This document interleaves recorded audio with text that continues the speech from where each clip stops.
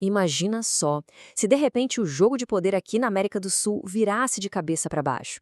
A gente vai explorar exatamente isso. Um cenário hipotético, tá? Mas que traz umas lições muito reais.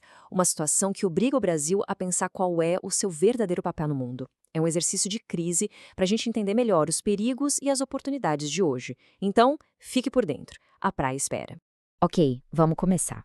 E o ponto de partida da nossa análise é um verdadeiro choque no sistema.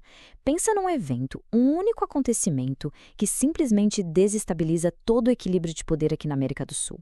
Um evento que força todo mundo a, sabe, recalcular a rota. Olha bem para essa data, 3 de janeiro de 2026. Anota aí, porque no nosso exercício, nesse cenário que a gente está construindo, esse é o dia.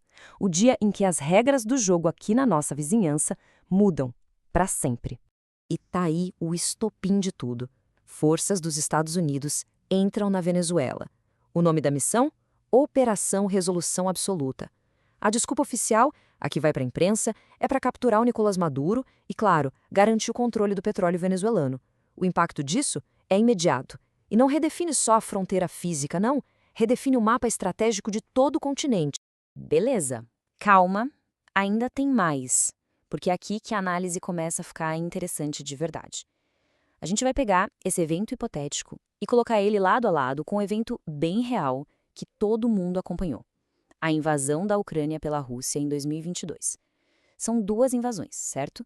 Mas com regras e reações do mundo que são completamente diferentes.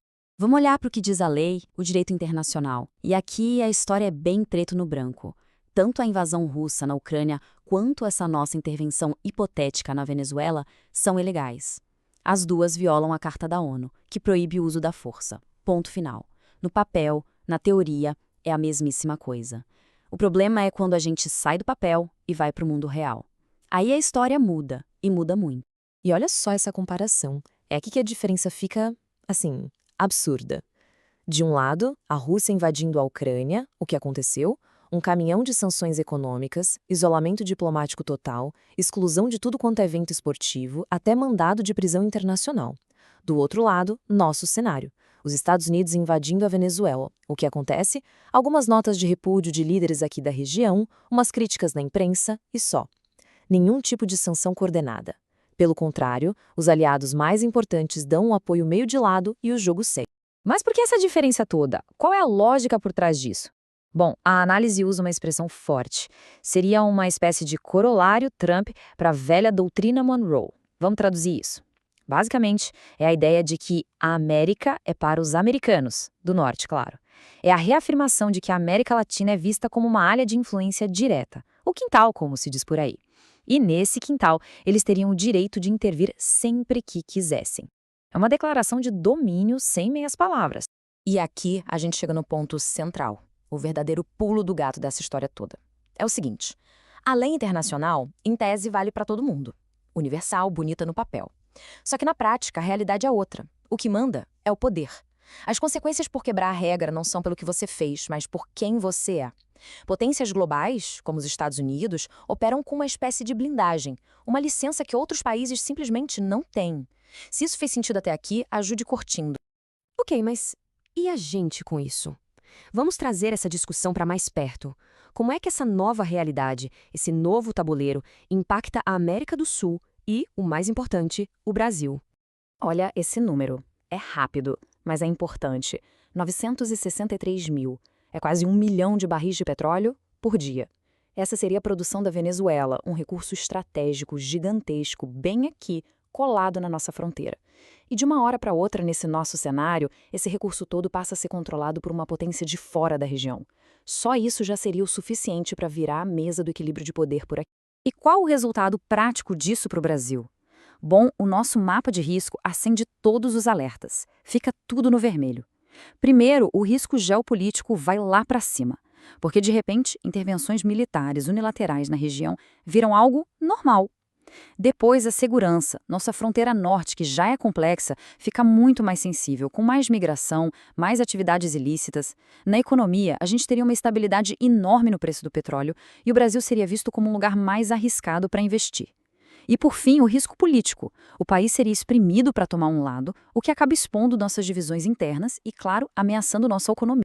Certo, o cenário é perigoso, a gente entendeu. A grande questão é, e aí, o que o Brasil faz numa situação dessas? Felizmente, a análise não fica só apontando o problema. Ela também sugere uma saída, uma estratégia focada em autossuficiência, em autonomia, para conseguir navegar nesse mar bem mais agitado. Essa é a pergunta de US$ 1 milhão.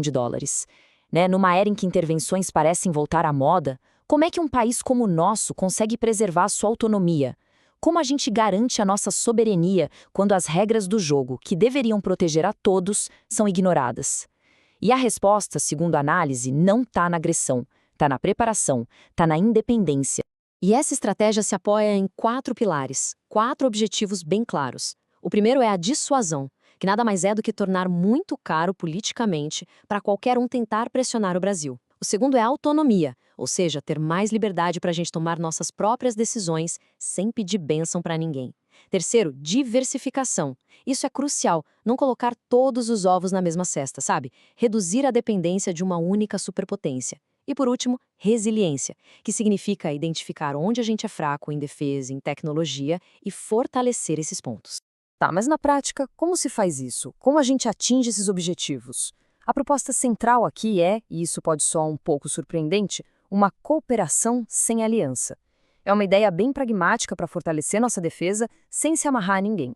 E aqui é preciso deixar muito claro a diferença. O que essa cooperação seria na prática? Seria fazer treinos militares conjuntos, ter acesso à tecnologia de defesa, cooperar em cibersegurança, em vigilância por satélite, coisas pragmáticas. Agora, o mais importante, o que ela não seria? Não seria, de jeito nenhum, ter bases militares estrangeiras no Brasil, nem tropas permanentes de outros países aqui, não seria um pacto de defesa que nos joga numa guerra automaticamente e, atenção, também não seria romper relações com os Estados Unidos ou com a OTAN. A ideia é outra, é ter mais opções, é ter mais cartas na manga para jogar o nosso próprio jogo. E essa frase, olha, ela resume tudo de forma perfeita. O Brasil não precisa de guerra, mas precisa de opções. O foco não é buscar briga, não é criar conflito. O foco é ter alternativas. É ter a liberdade, a autonomia de poder dizer não quando for do interesse do Brasil. É sobre ter soberania, de fato. No fim das contas, é disso que se trata. Garantir a soberania do Brasil numa era de total incerteza. Um mundo onde a força, muitas vezes, ainda se impõe sobre o direito. A autonomia de verdade não nasce de se amarrar a uma aliança ou outra. Ela nasce da nossa própria capacidade de estarmos preparados para qualquer cenário. Pronto, aumentou seu conhecimento. Pesquisa, professor Ricardo Mariano, ativista ambiental e autodidata.